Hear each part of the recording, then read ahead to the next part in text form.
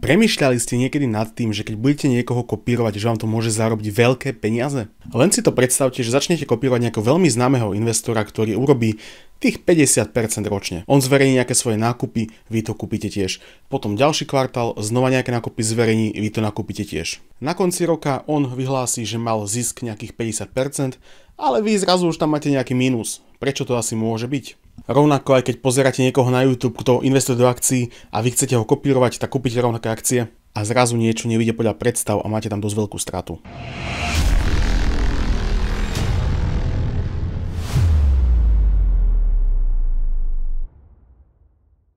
Čaute, ja som Jaro Kalafus a vítam vás pri ďalšom videu. Toto video bude o tom, čo by ste mali vedieť predtým, ako začnete kopírovať nejakého známeho človeka, či už investora, youtubera, influencera alebo niečo v tom zmysle. S čím by ste mali počítať predtým, ako ho začnete kopírovať, začnete kúpať rovnaké akcie, prípadne ETF alebo kryptomeny, aké zisky alebo straty vám to môže priniesť a prečo na 100% nedosiahnete rovnaké výsledky ako ten daný človek. Môžete sa snažiť akokoľvek, investor môže byť akokoľvek múdry, vzdelaný, dariť sa mu, ale je veľmi malá šanca, že vy dosiahnete úplne na chlp rovnaké výsledky. V tomto videu vám priblížim, prečo je tomu tak, prečo nedosiahnete rovnaké výsledky a na čo si musíte dávať pozor. Ako prvú vec, ktorú si musíte uvedomiť, je čas nákupu. Predsa pokiaľ človek urobí toto video, ako napríklad ja, dneska 25. januára a schválne sa pozrite, kedy to video bolo vydané, dole niekde tu alebo na tej strane, neviem, či mi ho flipne. Pozrite sa, kedy bolo vydané. Ako dlho trvalo približne spracovať to video do podoby, aby bolo zverejnené. Plus ešte možno nepozeráte to v deň vydania, pozeráte to neskôr, týždeň, mesiac, rok, neviem kedy. A rovnaké video môže urobiť niekto, že nakupuje napríklad 1000 akcií Apple a ten človek po roku tam mal napríklad 400% zisk na tom. A vlastne to je dôležité, pretože nejaký ten čas zaberie spracovať video, dať ho vonku, zverejniť pre ľudí, prípadne ho zazdieľať. A ten dátum môže byť kľúčový, pretože človek, ktorý to nakúpil napríklad 25. januára za nejakú cenu, keď to pozeráte o týždeň alebo o 2 týždne neskôr, tak tá cena môže byť úplne iná. A vlastne to je ukážka toho, človek, ktorý to 25.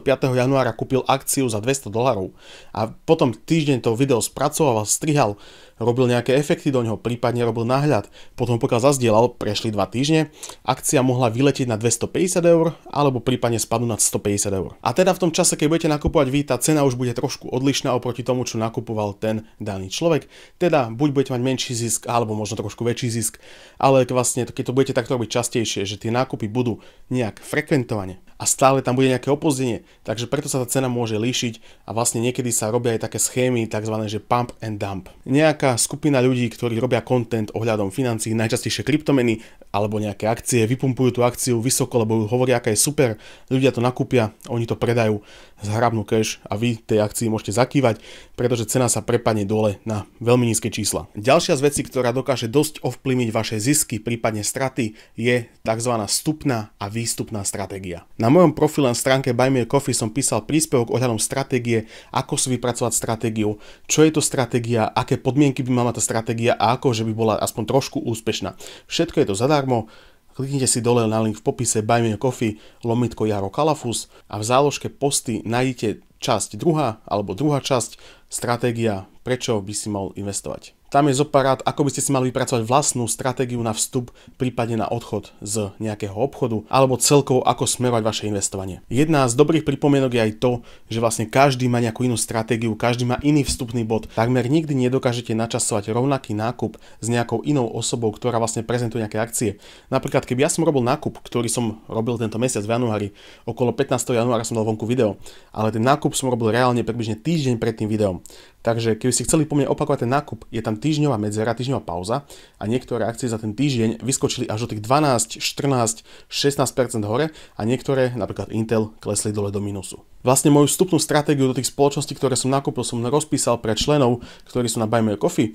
Napísal som na Buy Me a Coffee, prečo napríklad som kupoval Kraft Heinz, prečo som kupoval PayPal a vlastne všetky akcie, ktoré som dával v tom minulom videu, sa pozrite, ktoré to je. Tu vám niekde vyskočí hore okienko, že sa môžete prekliknúť. A v tom videu som vlastne zhruba zhrnul, prečo som nakupoval tie akcie, ale pre členov na Buy Me a Coffee to bolo popísané detailnejšie. A rovnako u mňa vstupná stratégia nebola len dobrá cena alebo dobrá dividenda, bol tam toho trošku viacej, nejaké výpočty zložitejšie a tie tiež som dal pre členov k dispozícii. Ale nebojte sa, nesmám taký sellout. Nedávam všetko len pre členov, lebo napríklad na Discorde verejne, vo verejnom čete sa tam bavíme o tých akciách, o tých nákupoch.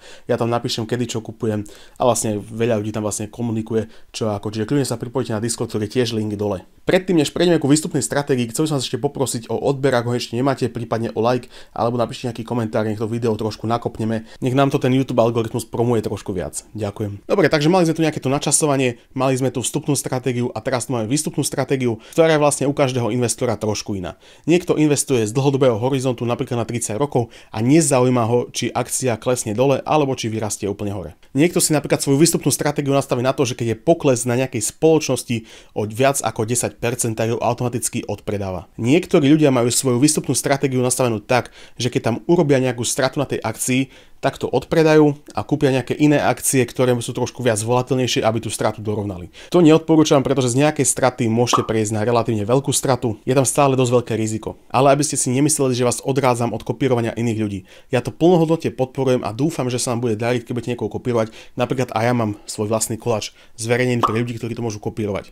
Mám tam 10 akcií, do ktorých investujem 10 eur denne, čiže je tam jasná vstupná stratégia, nejaká investícia 10 eur denne a vlastne keď tam robím video, každý deň robím video, čiže vlastne je to aktuálne stále. Keď tam niečo mením, keď tam niečo odpredávam, pridávam alebo vymieňam za niečo iné, prípadne dal som nejakú vyššiu investíciu, nižšiu investíciu alebo nejakú pauzu, tak stále to vlastne dám vedieť vo videu v ten istý deň, takže je to relatívne aktuálne. Môj plán a cieľ vlastne s investovaním 10 eur denne je čo najväčšiu sumu tam nainvestovať za nejaké časové obdobie, prípadne investovať pravidelne v rámci minimálne 1 roka.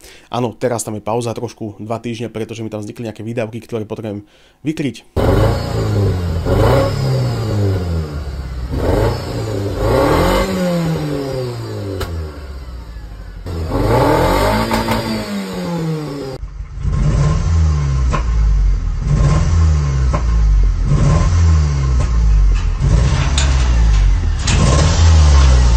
Ale pravdepodobne, keď pozeráte toto video, tak ten projekt je znova obnovený, bola tam 2-týždňová pauza, ktorá vlastne prešla veľmi rýchlo, vyriešil sa, čo som chcel, pomohlo mi to presne tak, ako som dúfal, že mi to pomôže. Ako sa to vlastne odrazilo na tom portfóliu, keď som prerušil metódu DCA, čiže Dollar Cost Averaging, či tá pauza tomu nejak pomohla a prípadne sa to portfólio prepadlo nižšie. Vlastne to všetko sa dokážete dozvedieť vo videách na TikToku, prípadne v Discord skupine. Ale čo tým hlavne chcem povedať to, že vlastne keď ma niekto kopíruje, tak dostáva informácie aktuálne. Nie sú tam vlastne nejaké týždňové, dvojtýždňové, trojtýždňové, mesačné, polročné medzery a zverejňujem to hneď v ten deň, keď urobím nejaký nákup alebo nejaký predaj. Napríklad neodporúčam robiť nákupy, keď niekto si pozrel odo mňa video z decembra, ako som nakupoval začiatkom decembra, tak aktuálne v januári, pomaly vo februári už to nie je aktuálne, pretože tie ceny sa zmenili, nejaké pomery spoločnosti sa mohli zmeniť, niekto mohol mať menšie zisky ako deklaroval v tej dobe tam, mohol mať napríklad vyššie zisky alebo menšie predaje, väčšie predaje, je tam vlastne veľa premenných a preto si musíte robiť prieskum sami a neskočiť bezhlavo do niečoho, čomu nerozumiete, prípadne čo nepoznáte, ako som robil napríklad ja s NIOM, Teslou a Palantírom. 3 akcie, ktoré mi urobili dosť veľký mínus na mojom Etherovom profile. To je jedna z vecí, prečo neodporúčam kopírovať ma na Ethore, pretože tam dávam dosť riskantné akcie bez nejakého hlbšieho prieskumu a hlavne tam robím nejaké tie riskantné obchody, ako som už spomenul. Do nejakých safe metód idem na tradingu, prípadne aktuálne na XTBčku, som tam vlastne zatiaľ zakúpil iba jedno ETF-ko, plánujem tam ešte dokúpiť druhé ETF-ko, ktoré vlastne tam diverzifikujem na celý svet. Ešte na tom XTBčku by som chcel časom doplniť nejak to portfólio, diverzifikovať miesto ITčka aj trošku na iné sektory. A na tradingu 212 vlastne mám jedno ETF-ko SAP 500. Ďalšia vec, SAP 500, bol tu niekto niečo hovoril, že SAP ešte v živote nepočul S&P 500, čiže je to celkom vtipné, keďže vlastne ten názov je Standard & Poor.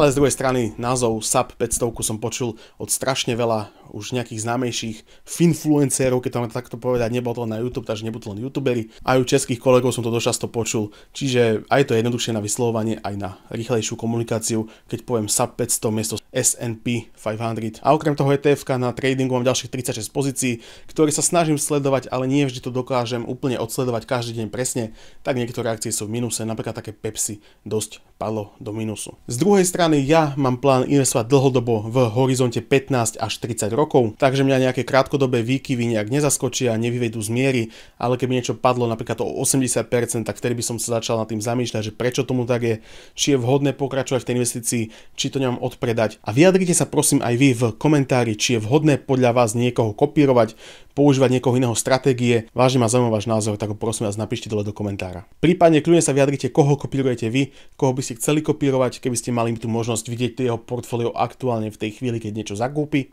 A ja vám ďakujem, že ste to videli. Tu sa pozrite na ďalšie video, ktoré vám vybral YouTube algoritmus. Prajem vám pekný deň a vidíme sa pri ďalšom videu. Čauko.